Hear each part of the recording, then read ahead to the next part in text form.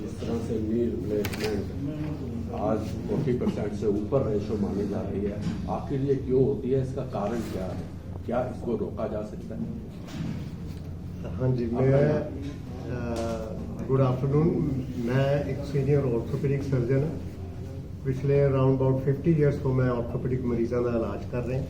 ये मेरी 50 साल की ऑर्थोपेडिक जर्नी के दौरान मैंने दुनिया के ਵੱਖ-ਵੱਖ हिस्से ट्रेनिंग लेना तो काम करने का मौका मिले, जिहड़े कि USA, Europe, Switzerland, UK, middle east, वो कई जगह मैं गया, कई जगह काम किया, कई जगह बहुत जगह मैं ऑलमोस्ट हर कॉन्टीनेंट के विच लैक्चरस ਲਈ गया, बुलाया गया। तो ये 50 साल के तजर्बे तो बाद ਅੱਜ ਆਪਾਂ सिर्फ today we are talking about knee pain and its treatment. Knee pain एक commonest cause of pain in human ageing human persons ਦੇ ਵਿੱਚ ਹੋ ਗਿਆ ਹੈਗਾ। इंडियन एक स्टडी के हिसाब ਨਾਲ 40% तक ਬੰਦਿਆਂ ਨੂੰ ਕਿਸੇ ਨਾ ਕਿਸੇ ਸਟੇਜ ਤੇ ਨੀ पेन ਹੁੰਦਾ। WHO ने काफ़ी पहला स्टडी की सी, ਉਹਦੇ ਵਿੱਚ ਸੀਗਾ ਵੀ 20% तक भी पेन ਹੁੰਦੀ ਹੈ ਆਲ ਓਵਰ ਦੀ ਵਰਲਡ, पर इंडिया 'ਚ काफ़ी कॉमन है। हाले तक ਇਹਦਾ इलाज जो दर्द ज़्यादा हो जाए, when the pain is unbearable, then knee replacement is the only treatment available. But for last few years, because we learned that there are problems with knee replacement, there are dissatisfied patients after knee replacement also, we have tried to figure out what else can we do.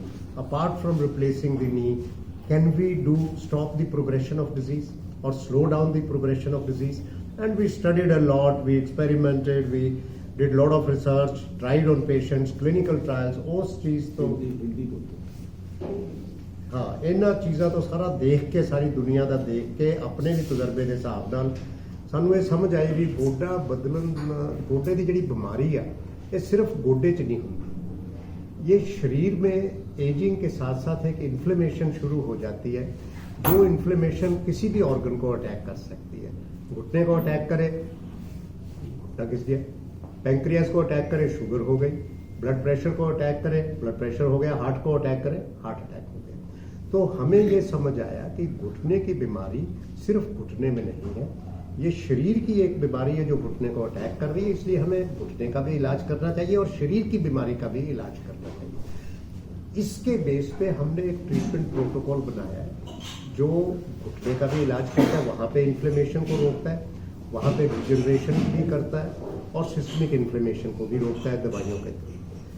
ये जो नई branches of medicine है, इसको regenerative medicine and ऑर्थोबायोलॉजिक्स, ये इसका नाम है। ये न्यू ब्रांचेस ऑफ मेडिसिन है। कई लोग इसको एंटी एजिंग भी समझते हैं, पर मैं इसको एंटी एजिंग नहीं कहना चाहूँगा, क्योंकि हम एज रोक नहीं सकते, एज कम नहीं कर सकते, क्वालिटी ऑफ लाइफ इम्प्रूव कर सकते हैं और पूरी मदद करते हैं करने में। घुटने के अगर कोई जल्दी इलाज शुरू कर लेता है दर्द होने के बाद, उसको घुटने के बचाने से रोकने की भी उम्मीद हमें है। अगर किसी का घुटना बहुत ज़्यादा घिस गया, फिर भी उसका घुटना बदलने के ऑपरेशन को पोस्टपोन तो हम डेली कर ही रहे हैं। तो इस तरह से ये एक कॉम्प्रिहेंसिव 360 डिग्री ट्रीटमेंट हमने शुरू किया है, जो मेरी नॉलेज में अभी तक कहीं और अवेलेबल नहीं है।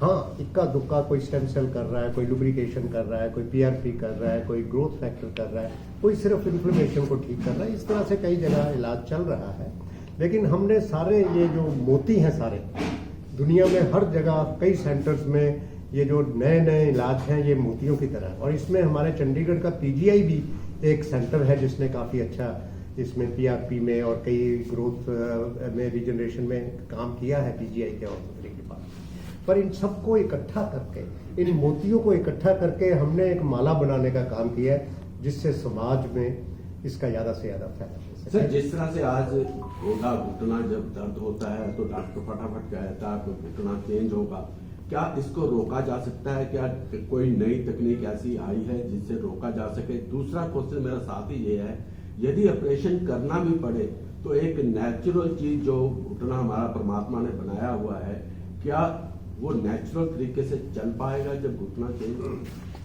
देखिए सर, पहला सवाल था कि क्या घुटने बदलने को रोका जा सकता है।